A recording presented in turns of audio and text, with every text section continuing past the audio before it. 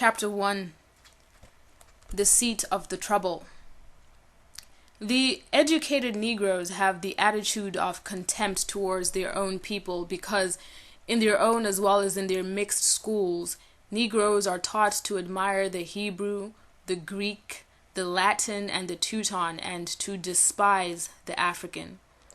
Of the hundreds of Negro high schools recently examined by an expert in the United States Bureau of Education, only 18 offer a course taking up the history of the Negro, and in most of the Negro colleges and universities where the Negro is thought of, the race is studied only as a problem or dismissed as of little consequence.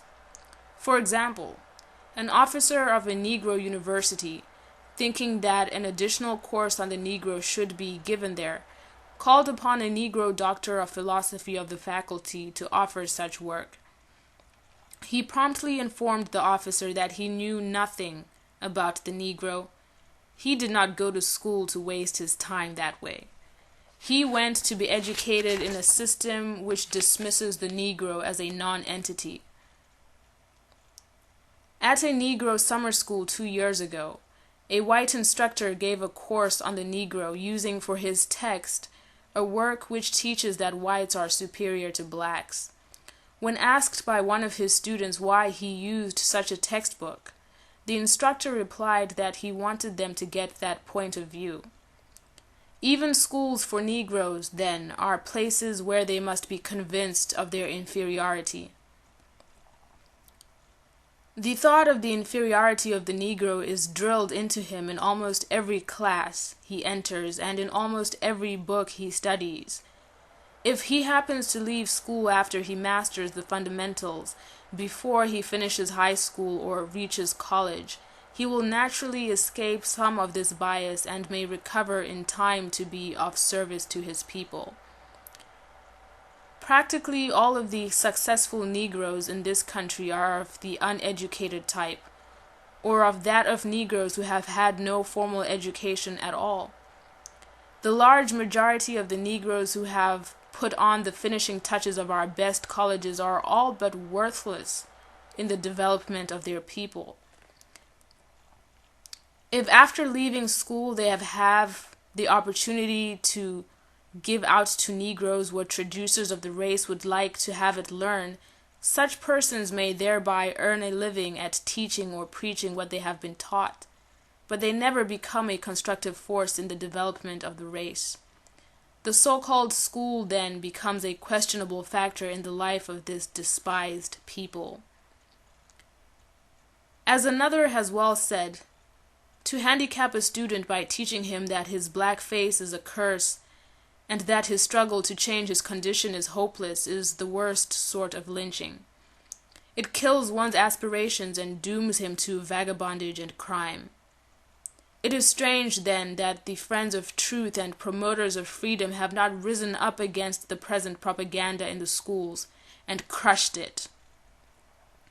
This crusade is much more important than the anti-lynching movement, because there would be no lynching if it did not start in the schoolroom. Why not exploit, enslave, or exterminate a class that everybody is taught to regard as inferior? To be more explicit, we may go to the seat of the trouble. Our most widely known scholars have been trained in universities outside of the South.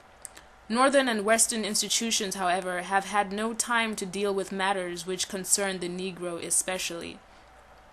They must direct their attention to the problems of the majority of their constituents, and too often they have stimulated their prejudices by referring to the Negro as unworthy of consideration.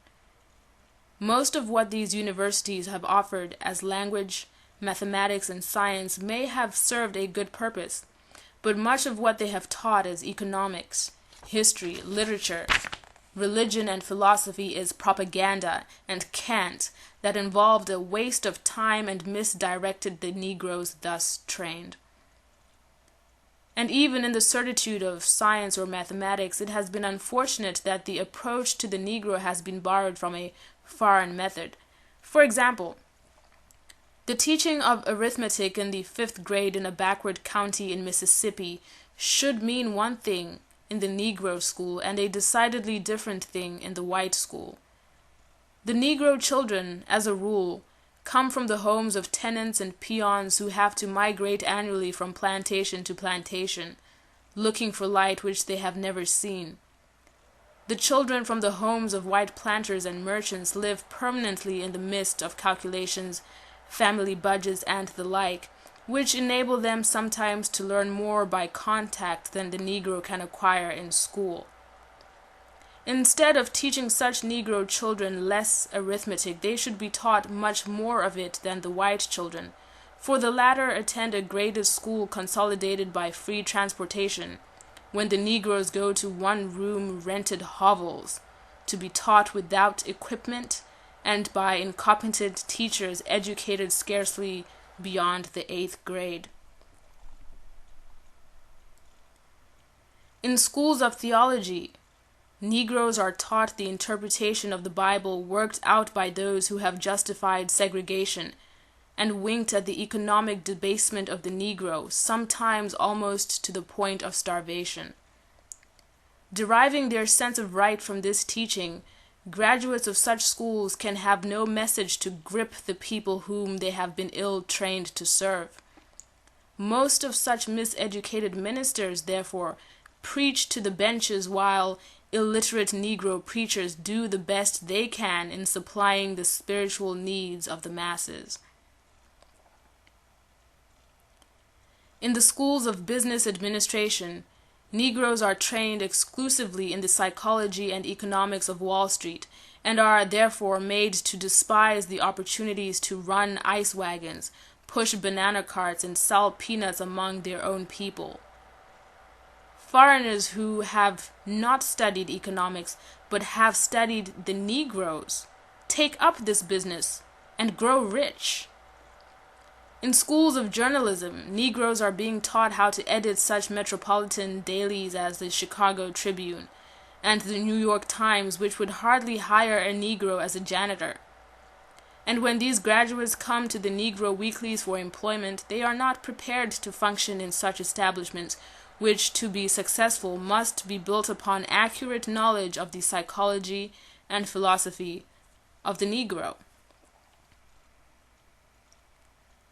When a Negro has finished his education in our schools, then, he has been equipped to begin the life of an Americanized or Europeanized white man. But before he steps from the threshold of his alma mater, he is told by his teachers that he must go back to his own people, from whom he has been estranged by a vision of ideals which, in his disillusionment, he will realize that he cannot attain. He goes forth to play his part in life, but he must be both social and bisocial at the same time. While he is a part of the body politic, he is, in addition to this, a member of a particular race, to which he must restrict himself in all matters social. While serving his country, he must serve within a special group. While being a good American, he must, above all things, be a good Negro. And to perform this definite function, he must learn to stay in a Negro's place.